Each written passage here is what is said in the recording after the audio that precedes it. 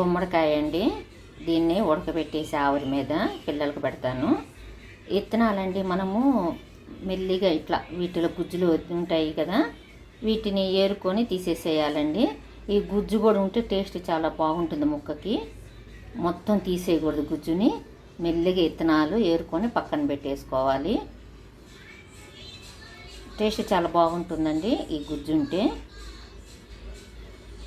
కొంతమంది ఇట్లా ఇంతవరకు కట్ చేసేసుకుంటారండి, గుజ్జు తీసేస్తారు. కానీ గుజ్జుతో ఉంటేనే గుమ్మడికాయ ముక్క టేస్ట్ చాలా బాగుంటుంది.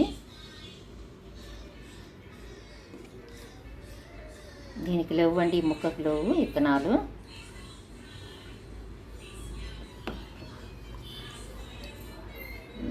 మరలా దీనికి ఉన్నాయి. బెల్లంతో తింటేనండి ఉడికించుకొని గుమ్మడికాయ ముక్కలు టేస్ట్ చాలా బాగుంటాయండి.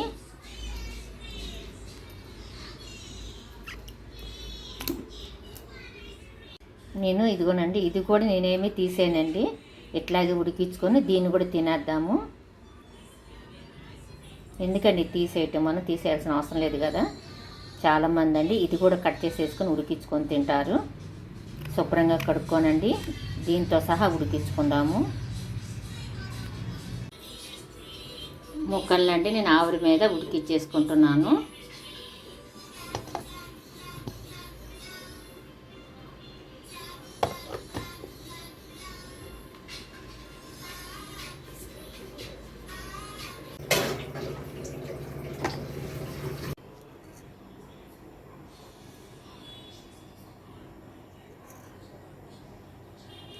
ఉప్పు, మిరియాల పొడి, యాలక్కాయల పొడి,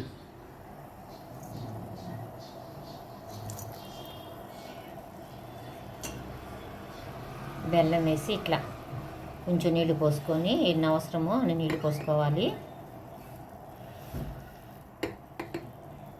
ఇప్పుడు ఇట్లా తెరిలిన తర్వాత బాగా దీన్ని తీసుకెళ్ళి మనం గుమ్మడికాయ ముక్కల మీద, ఉడికించిన ముక్కల మీద పోసుకోవాలి.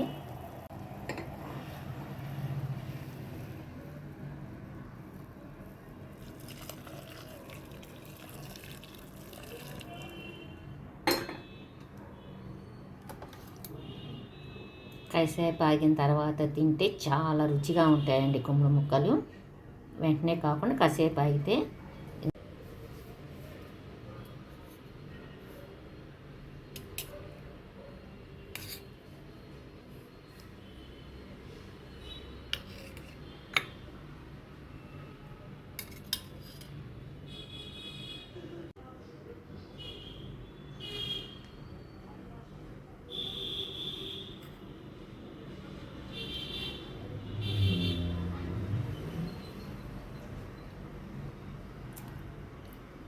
బెల్లం పాకం పీల్చుకొని చాలా బాగుందండి గుమ్మడి ముక్క.